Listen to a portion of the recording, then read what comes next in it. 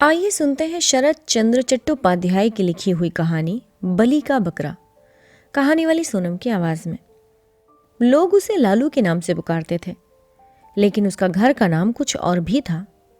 तुम्हें यह पता होगा कि लाल शब्द का अर्थ प्रिय होता है। ये नाम उसका किसने रखा था ये मैं नहीं जानता, लेकिन देखा ऐसा गया है कि कोई कोई व्यक्ति यूं ही सबके प्रिय बन जाते हैं। लालू भी ऐसा ही व्यक्ति था। स्कूल से पास होकर हम कॉलेज में दाखिल हो गए। लालू ने कहा, भाई अब मैं रोजगार करूंगा। इसके बाद अपनी माँ से 10 रुपए मांगकर उसने ठेकेदारी का काम करना शुरू कर दिया। हम लोगों ने हंसकर उसका मजाक उड़ाते हुए कहा, 10 रुपए से भला कहीं रोजगार होता है?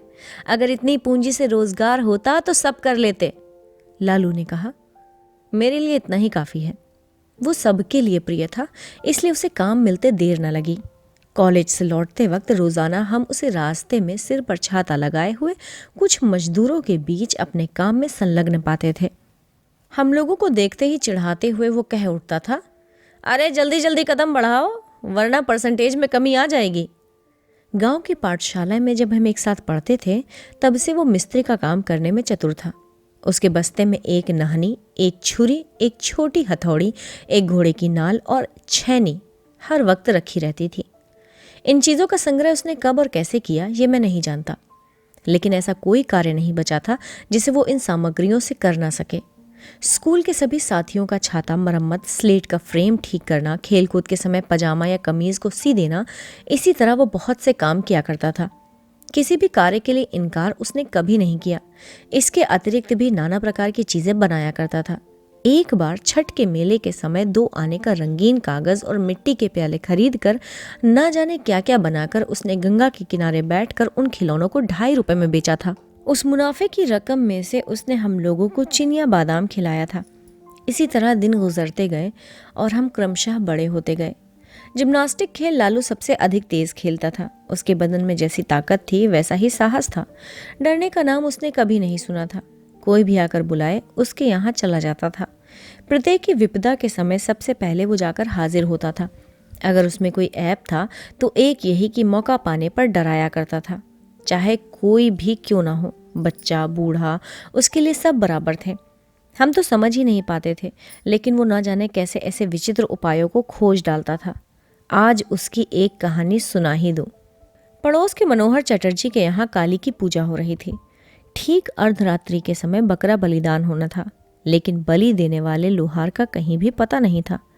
देर होते देख कई व्यक्ति उसके यहाँ गए तो देखा लोहार के पेट में काफी दर्द है और आने में बिल्कुल असमर्थ है।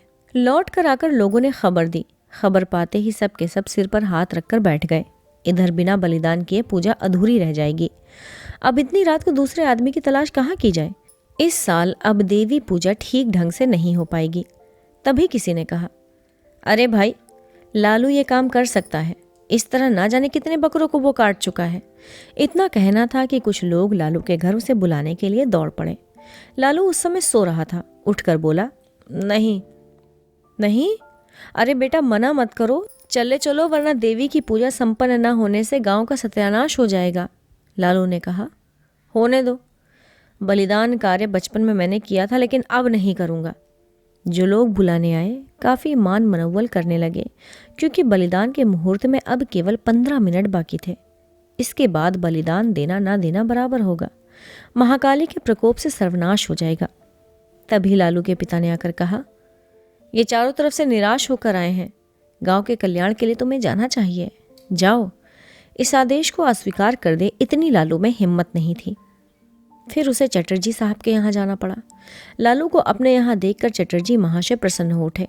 इधर बलिदान का समय नजदीक आता जा रहा था। जल्दी से बकरा लाकर उसे माला सिंदूर पहनाया गया। फिर कटघरे में उसका सिर रख दिया गया। पूजा देखने के लिए आई हुई भीड़ जय काली माँ की जय का नारा लगाने लगी। उसी के बीच में देखते ही देखते खच से आवाज हुई और एक निरीह बेजान जीव का धड़ सिर से अलग होकर नीचे गिर पड़ा। खून के धार से धरती लाल हो उठी। लालू ने कुछ देर के लिए अपनी आंखें बंद कर लीं। पुनः कुछ देर के लिए शंख ध्वनि घंटे की आवाज रुक गई। दूसरा बकरा आया। उसे भी पहले की तरह माला, फूल और सिंदूर लगाया गया। इसके बाद भक्तों द्वारा जय काली माता की आवाज़ गूंजी और लालू का दांव एक बार फिर पुनः ऊपर उठा और फिर एक बार आखिरी बार तड़फाते हुए बकरा समस्त भक्तों के विरुद्ध न जाने कौन सी फरियाद करते हुए शांत हो गया। उसके खून से मिट्टी फिर भीग उठी। बाहर शहनाई बज रही थी। आंगन में बहुत से व्यक्ति जमा थे। सामने गलीचों के ऊपर मनोहर चटर्जी आंखें बंद करके ईष्टनामा जप रहे थे। तभी लालू एकाएक भयंकर रूप से गरज उठा।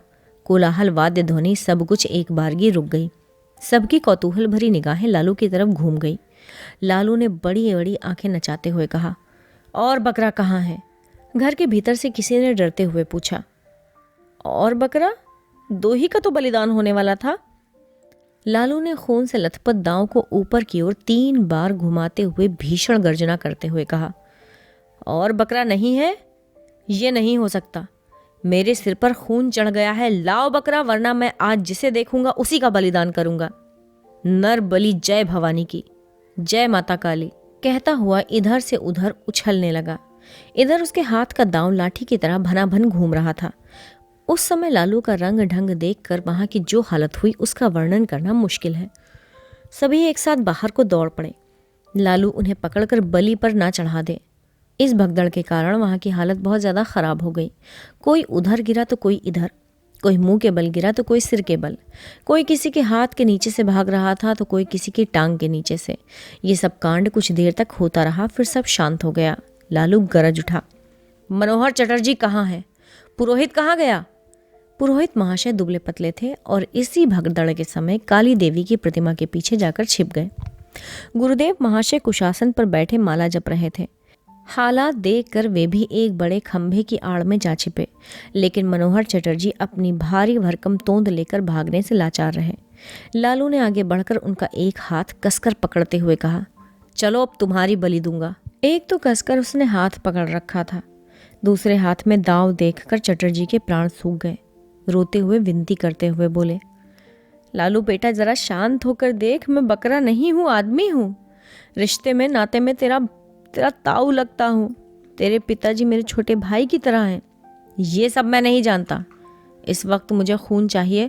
चलो तुम्हारा बलिदान करूँगा। जगदम्बा की यही इच्छा है। चटर्जी फपक कर रोते हुए बोले, नहीं बेटा, माँ की इच्छा नहीं है, वे तो जगजननी है। वे जगजननी है? इसका पता है तुम्हें? अब फिर बकरा बलिदान करोगे? मुझे बलिदान देने के लिए अब बुलाओगे? चटर्जी ने रोते रोते कहा, नहीं बेटा, अब बलिदान कभी नहीं कराऊंगा। मैं काली माता के सामने कसम खाकर कहता हूँ, आज से मेरे यहाँ कभी भी बलिदान नहीं होगा। ठीक कह रहे हो ना? हाँ बेटा, ठीक कह रहा हूँ, अब कभी नहीं कराऊंगा। मेरा हाथ छोड़ दे बेटा, पाखाने जाऊंगा। लालू ने हाथ छोड़ते हुए कहा, अच्छा जाओ, तुम्हें छोड़े दे रहा हूँ। लेकिन पुरोहित कहाँ गया? और गुरुदेव, वो कहाँ गया? कहता हुआ वो एक बार फिर गरज उठा। फिर कमरे में इधर से उधर टहलते हुए बरामदे के करीब आ गया। उसका भयंकर रूप देखकर खंबे की आड़ से गुरुदेव और प्रतिमा की आड़ से पुरोहित जी दोनों एक साथ करुण स्वर में 2 प्रकार की आवाज़ों में चीख उठे। दोनों का स्वर 2 ढंग का ऐसा बेसुरा हो गया कि लालू अपने को संभाल नहीं पाया। हो हंसते हुए दांव एक और फेंक कर भाग खड़ा हुआ। तब ये किसी को समझते देर न लगी कि लालू ने यह सब ढोंग किया था। सचमुच उसके ऊपर काली माता सवार नहीं हुई थी। ये कांड लोगों को डराने के लिए ही उसने किया। थोड़ी देर बाद पुनः भक्तों की भीड़ जुट गई। अभी पूजा पूरी नहीं हुई थी। थोड़ी ही देर में महाकलरव के साथ पूजा समारोह शुरू हो गया।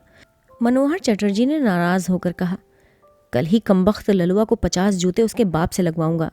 लेकिन उसे जूते नहीं खाने पड़े। सवेरा होने के पहले ही वो गांव से गायब हो गया। 1 हफ्ते के बाद वो एक दिन शाम के समय मनोहर चटर्जी के यहाँ आकर उनसे माफ़ी मांग आया। बाप की नाराज़गी भी दूर हो गई, लेकिन इससे एक फ़ायदा हुआ कि उस घटना के बाद मनोहर चटर्जी के यहाँ फिर कभी बलिदान नहीं हुआ। आप सुन रहे थे शरत चंद्र चट्टोपाध्याय की लिखी हुई कहानी बलि का बकरा, कहानी वाली सोनम की आवाज़ में। जल्दी इनकी नई कहानियाँ लेकर आपके सामने उपस्थित होंगे। शरत चंद्र चट्टोपाध्याय बहुत ही मशहूर कहानीकार हैं। इनकी कहानी आप सुनिएगा, आपको बहुत आनंद आएगा। मिलते हैं आपसे अगली कहानी में।